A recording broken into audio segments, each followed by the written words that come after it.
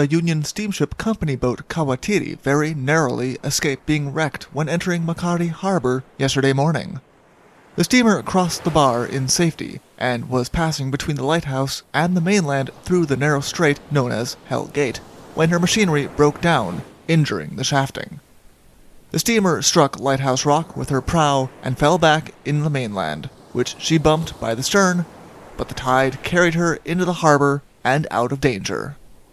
The Daily Telegraph, March 26, 1900. 7 years later, very close to the same place, the Kawatiri would not have such a lucky escape.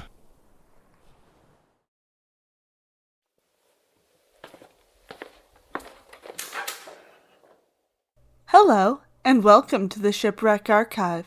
Thank you. Would you happen to have the story? No second escape for the Kawatiri. Here we are.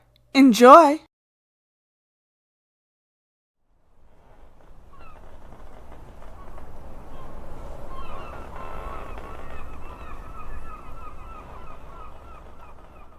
The Kawatiri was built in 1882 in Scotland for the Union Steamship Company of New Zealand and never changed owners. The 516-ton iron steamer kept a regular route for the company, traveling between Melbourne and Tasmania, carrying passengers, goods, and mail. She was a familiar sight along the coast, and her captain, Captain Crawford, was considered an experienced and reliable captain. On the 12th of August, 1907, the Kawatiri departed Hobart, headed to Tasmania with 15 saloon passengers and 22 steerage passengers on board. The experience of Captain Crawford showed itself as they sailed into stormy seas soon after leaving Hobart, which followed them through the night and the next day. On reaching Cape Sorel, with its habitually rough waters, things did not improve. As they got closer to Macquarie Harbor, Captain Crawford was faced with a choice. It was now nighttime and dark, and the seas were very rough. He could either stand out to see if the light of day could help them into the harbor safely, or he could chance the passage into the harbor through the entrance known as Hell's Gates that night. Captain Crawford decided not to wait until the next morning. He decided it looked safe for them to cross the harbor bar.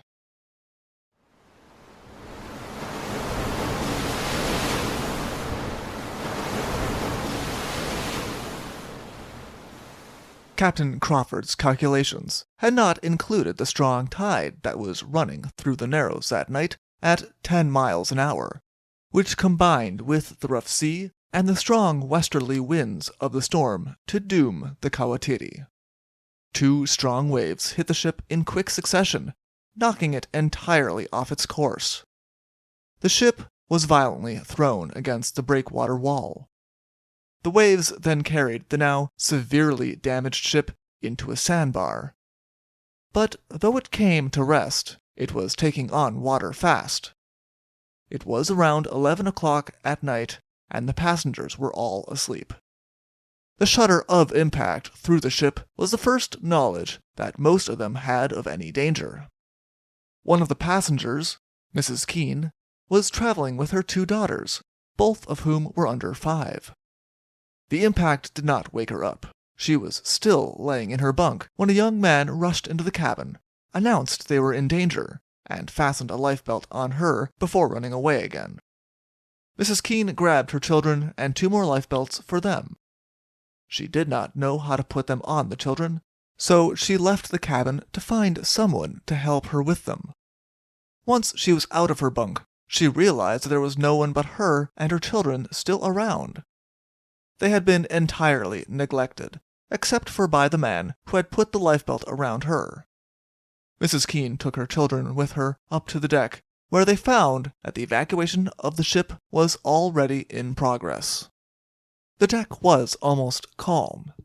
The organized efforts of Captain Crawford and his men to place all of the women and children in the ship's largest lifeboat brought order to the situation.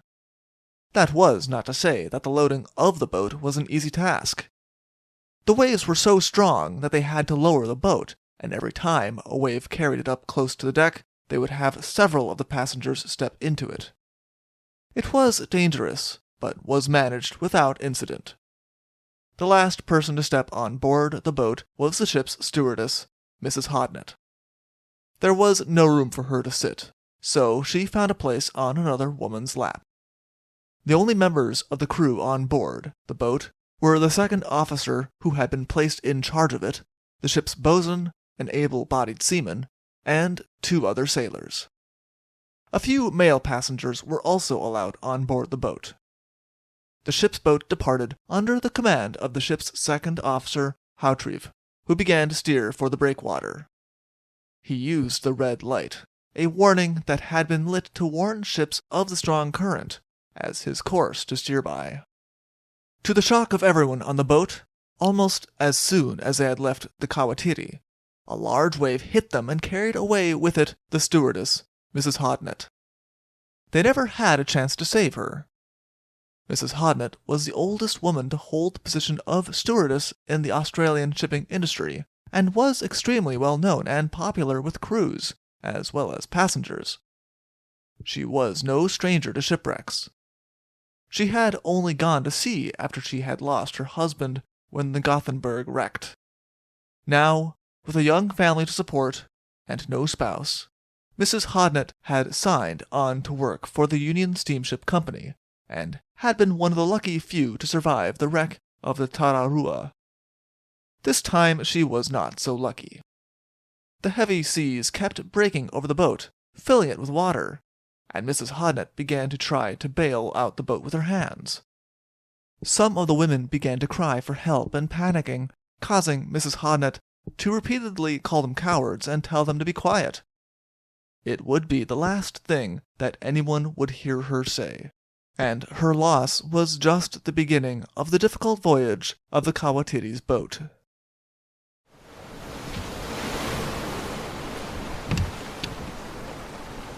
Mrs. Keene would bow her head and hold her breath every time a huge wave crashed over the boat, and she soon found that she was sitting up to her waist in water. Second Officer Kawatiri would later estimate that it took them a miserable hour to get close to the breakwater due to the rough conditions. Another huge wave crashed into the boat with disastrous effects. This carried away Mrs. Hooper and both of her children. Mrs. Hooper's husband was the lighthouse keeper's assistant for the lighthouse that now stood right above them. Finding herself and her children in the water, Mrs. Hooper shouted out the only plea for help that she could think of, looking up at the lighthouse, "Jack, help me!" It was a loud enough cry that her husband, who was standing on the bridge of the lighthouse, could hear her, but he was entirely helpless. He screamed down to the people in the boat, but they were not able to hear him, and could do little to effect a rescue in any case. The boat was being carried into the breakwater at a dangerous speed. Meanwhile, Mrs. Keene heard someone call her name, and realized that another passenger, Miss Finch, who had been traveling with Mrs. Hooper, had also been carried out of the boat by the wave. Miss Finch had managed to grab hold of the side of the boat, and was clinging on for dear life. Mrs. Keene, with strength that amazed herself, managed to pull Miss Finch back to safety. Once they got near the breakwater, the 2 sailors jumped out of the boat with their oars and swam to shore.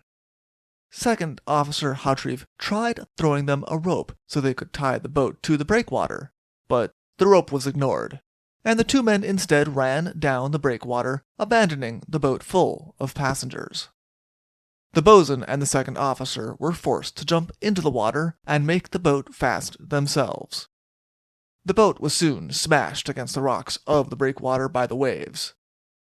Mrs. Keene's children were in grave danger of being washed away as well, but one of the passengers saw that the boat was about to smash, and he grabbed both of the children, holding them tight. Passengers began to jump into the water to try to make it to the breakwater. Mr. Gundy, who was traveling with his wife and son, was carrying his baby as he made the attempt.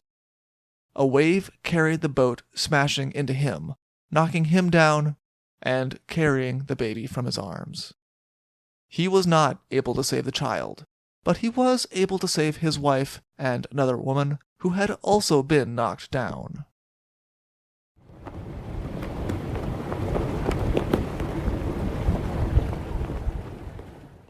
Captain Hake, the harbor master and pilot of Macquarie Harbor, left the signal station at 8:20 that night, not expecting anything further that night.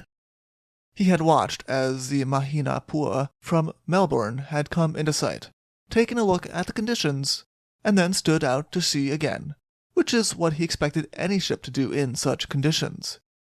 As he left his post, he told the lookout to keep the warning signals the same through the night. Around 1 in the morning, Captain Hake was informed by the signalman that the Kawatiri was aground on the North Spit, a notorious spot that had famously claimed the Grafton. He sent the signalman to go notify Strahan and ask for their assistance. Around 1 in the morning, Captain Hake could hear cries near Entrance Island, and realized that people were trying to land. Calling the lighthouse keeper, as well as his assistant, and his son to come help, the men headed towards the breakwater. The first people they met were the 2 sailors who had run away when the boat reached land. These men were brought to his house and left in the care of his brother and wife. But it did not take many questions for him to learn about the many women and children who had still been in the boat when they had run away. Captain Hake immediately ran back and found 2 women, 1 shoeless. Both women were exhausted, and Captain Hake was forced to carry one of them and lead the other back to his house, leaving them also in the care of his wife, as he headed to the scene of the disaster again. This time he found a child who did not seem as though it had survived the ordeal, but on closer inspection he found it was still breathing. This child was also brought to his wife, and Mrs. Hake dedicated herself to reviving the child. Captain Hake's assistants, Oscar Dale, George Oakes, and George Oakes' son Alfred all threw themselves into the rescue work. For George Oakes and his 12-year-old son, this involved crossing Hale's Gate in the darkness and braving the strong waves themselves. They left behind the other assistant, Mr. Hooper, who did not know for certain the fate of his family. The decision was a simple one, George Oakes said. Someone needed to stay at the lighthouse at all times, and he was a better boatman, something that was needed in such conditions. Almost as soon as they landed, they encountered some passengers, and Alfred Oakes was sent to guide them to a nearby house. George Oakes, meanwhile, continued on until he found Second Officer Hautrieve, who was still trying to finish his work, even though he was clearly exhausted. Second Officer Hautrieve was not sure who was in the water and who was still in the boat. He and the remaining members of the crew, who were with him, were all exhausted from rowing, and on reaching the breakwater, the able-bodied seaman collapsed on the rocks, unable to help anyone. Second Officer Hautrieve was not in much better condition as he sent the boatswain and the A.B. to the lighthouse to get assistance. Meanwhile, realizing that there were 2 women still in the boat, as well as 2 children, these being Miss Finch, Mrs. Keene, and Mrs. Keene's 2 daughters. Second Officer Hautrieve was able to lift Miss Finch out of the boat and bring her to safety. But he realized that he was at his limit. He was therefore very grateful when the help sent by Captain Hake arrived, just as Mrs. Keene was beginning to worry that she and her children had been abandoned. Captain Hake's assistant, Oscar Dale, heard Mrs. Keene shout to save her children, and he, as well as George Oakes, came to her aid. Mr. Dale lifted her out of the boat as she started to faint, while George Oakes carried her oldest daughter, and Second Officer Hautrieve saved her youngest daughter, who was in the most danger. All of the passengers were brought to the home of Captain Hake's, where they were well cared for.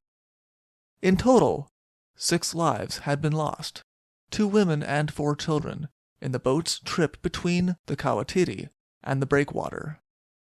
Meanwhile, on the Kawatiri, the remaining male passengers and the remainder of the crew huddled in the bridge of the ship to ride out the night, It was decided there would be no more attempts to launch boats for the time being, and the bridge was the only safe place that remained on the ship. The waves repeatedly pounded over the ship, adding to their discomfort. Around 2:30 in the morning, the ship's lights went out, leaving the men in darkness, and all they could do was reassure one another that it would be fine. The ship was beginning to settle, but they suddenly began to hear a knocking sound that did not sound like it was the result of the ship sinking. One of the sailors managed to gingerly work his way forward to find that a door had jammed. On breaking down the door, he found there were 11 steerage passengers standing in 4 feet of water who had become trapped. They had a near escape. Shortly after they were rescued, the ship became almost entirely submerged. The steerage passengers joined the 17 other people huddling on the bridge.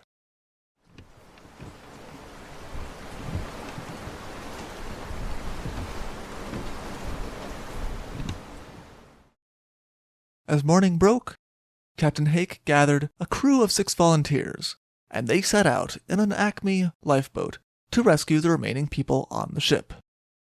The weather had not improved, and the lifeboat was repeatedly driven away from the ship and had to fight their way back. It took several trips as well. But in the end, the remaining people from the Kawatiri were standing safely around a fire that had been built for them at the lighthouse. By the time a steamer finally arrived from Strawn to assist, there was little for them to do other than attempt to save the mail that the Kawatiri had been carrying. Captain Crawford was the last person to depart the mostly submerged steamer. People who saw the people landed by the lifeboat could not help but comment about how much better they looked than the women and children had the night before. It seemed likely that the tradition of evacuating women and children first had come with a heavy cost on this occasion. Mrs. Keene was in particularly poor condition, though her children recovered quickly. When asked, the captain of the Mahenapua, which had chosen not to risk the entrance to the harbor when the Kawatiri had, was asked, he said that he had not seen any distress signals from the Kawatiri during the night, and, due to the darkness, he had not been aware of the ship being in trouble. He admitted that, even if he had known, there would have been very little that he could do. The Kawatiri had wrecked in a very dangerous spot, and he would not have wanted to risk his own ship and the lives on board to get close to her in such poor conditions. As if to accentuate how dangerous the spot that Kawatiri had wrecked in was, the first attempt to salvage on the Kawatiri ended in disaster. The attempt involved Oscar Dale, the same man who had been part of the rescue of the passengers, a local fisherman from Strawn, and the fisherman's brother. Before they headed out, Captain Hake repeatedly questioned the wisdom of attempting it, even though the sea looked calm. But the men wanted to try to retrieve the mail that the Kawatiri had been carrying, even though this had already failed once because no one could get close to the ship. From the shore, Captain Hake could see the men reach the Kawatiri safely and remain on the wreck for a while. But as the men left the ship in their boat, an unusually large wave hit them, capsizing their boat. The fisherman was able to swim back to the Kawatiri, and was successfully rescued by Captain Hake and a rescue party he formed with a couple of other men, but the other 2 were lost. Mrs. Keene had promised Oscar Dale a picture of herself and her daughters, as a thank you for his work pulling them from the boat, but she never had the chance. The Kawatiri had claimed him as well. For more information, please see the Hobart Mercury from August 15th, 1907, or see our other sources in the description below. Thank you for listening. Thank you for visiting the Shipwreck Archives. See you soon.